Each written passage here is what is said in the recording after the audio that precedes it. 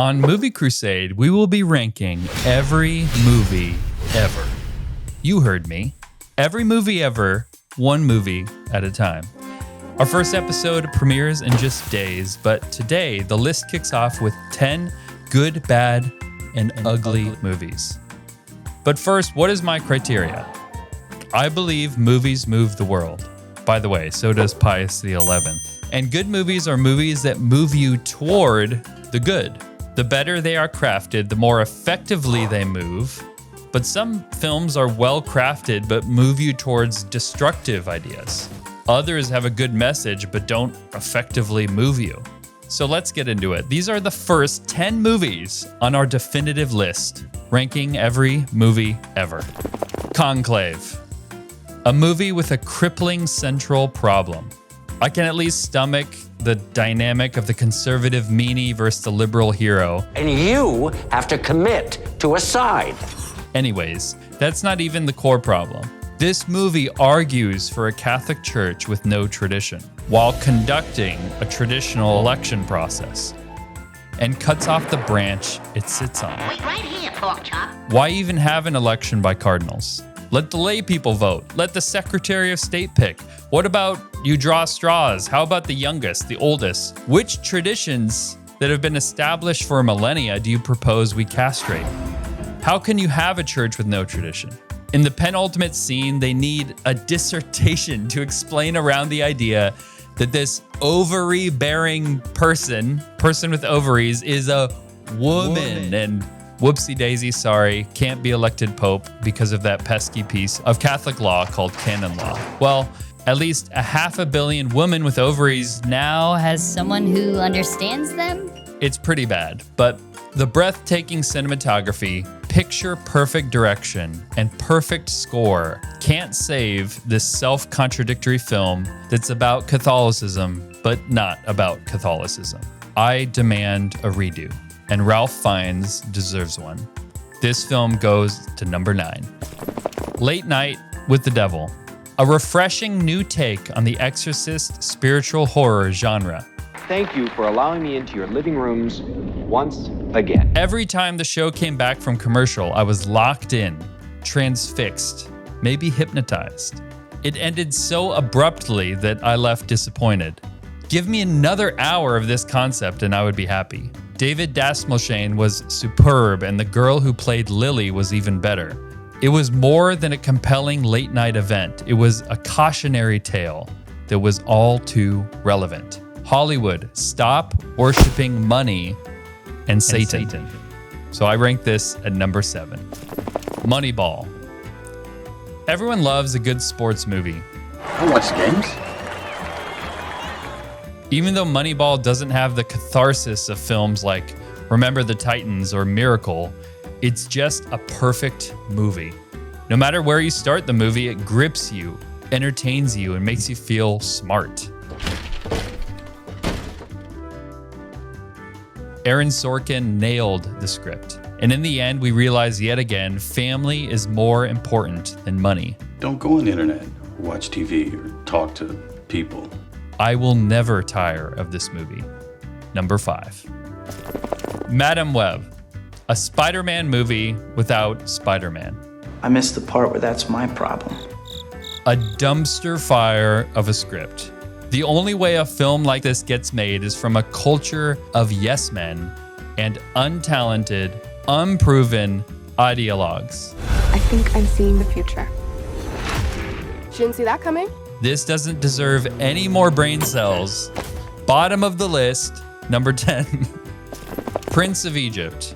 Still stunned by the cinematography and the attention to detail. The fervent and earnest shot composition.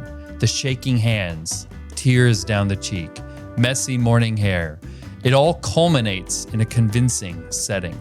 Some animation is awkward and some songs are forgettable, but they are far outnumbered by stellar art design and Hans Zimmer doing what only Hans Zimmer can do.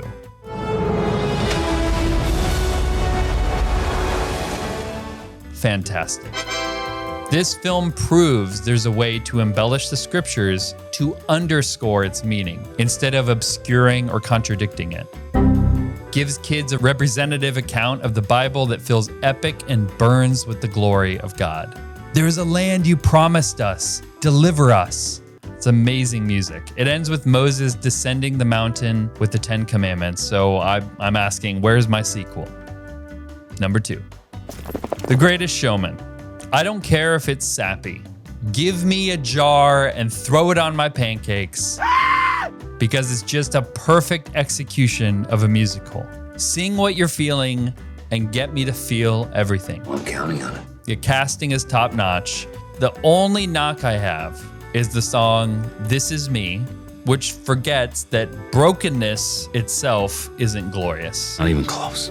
Instead, we need to love people into wholeness. So brokenness is not the end, but it's a Hollywood film that is actually about how Hollywood is not the dream. Family is. So number 6. Okay, Mrs. Doubtfire. As an entertainment vehicle, this film is tremendous. Robin's Doubtfire is somehow still believable and somehow charming. It's entirely rewatchable. But if you look any deeper than the situational comedy, you find a film with a wretched ethos. When you're not feeling the love anymore, you should get divorced. The kids will be fine. Jingle bells, jingle bells. After 13-ish years of marriage, you should quickly replace your husband with a partner who makes you feel young again. Are there any consequences for her? None at all. And remember, what? Don't get mad. Get everything. She ends the marriage even though he wants to fight for it. Can't you just tell Mom you're sorry? She keeps the kids even though she's barely home and he wants every minute he can get. When the judge is accusing him of putting on a charade and doesn't really care for the kids, she stands idly by. Bruh. And again, no consequences. Who needs a husband when I've got you? The father can be in the picture so long as he learns how to be more feminine. I'm not just talking about the Doubtfire character. To see the kids more, he's desperate to show his ex-wife he can finally cook and clean. He's only eventually good enough for his own kids because he was able to succeed as mom's replacement homemaker. The way it tries to salvage a happy ending out of the tragedy of divorce is ridiculous. My conclusion is she is the villain. The whole time? This story is not ultimately a comedy, it's a tragedy about a man trying to be more like a woman to salvage a marriage with a woman who just doesn't care about him. Oh, gee, the illusion is ruined. So, unfortunately, number 8. Interstellar. Space movies is its own genre, but no one can capture the wonder of space like Nolan. Wormholes, tesseracts, time dilation, time travel, it's all here with a masterful score by Hans Zimmer. What is the one thing that can bridge the immeasurable gap of interstellar darkness? You start off with 2 scoops of mayo. Love. Cheesy but true. This film's only flaw is the man-centered conclusion and the fact that Nolan wants to create high stakes and yet resolve everything. What will you learn? That your actions have consequences! Let there be consequences. With that said, Christopher Nolan wins the space race. Number 3. Okay, Up. Classic Pixar. Whimsical, immediately compelling, outstanding score, the best Act 1 of probably any film ever. While this film falls off the trail in Act 2, the end is just so good. So good. You know the moment. He's sitting in his chair next to his wife's empty chair, and he opens the adventure book. I cry every time. Forget Act 2 and the wonky set pieces and crazy theatrics of the talking dogs. The ending is transformative. The adventure is not out there. The adventure is marriage. So that's why I rank it number 4. The Lord of the Rings, Fellowship of the Ring. A perfectly paced adventure fantasy. If every movie is a miracle, this is the miracle of miracles. That was good. Let's get another one. For this genre, I don't think it will ever be topped. You serious, Clark? The score is an absolute marvel that gets better the more you learn about it. The Khazad-dûm lyrics and Nazgul theme are terrifying. A younger me is attached to Frodo, and now, 20 years later, I strive to be like Aragorn. I figure another 20 years and Gandalf will have something to say to me. You are aware that I am not really a wizard. It's a movie that has effectively moved the world to the transcendentals: truth, goodness, and beauty. Truth, although metaphorical, is deeply Catholic, and the goodness, we see the line of good and evil is clearly drawn. The line must be drawn here. And beauty, well, this beauty will never become dated. It still stands up today. That's my #1 film for now. So tune in every week to Movie Crusade, a show where we defend good movies and destroy bad ones so you can survive the cinematic culture war. Links are in the description.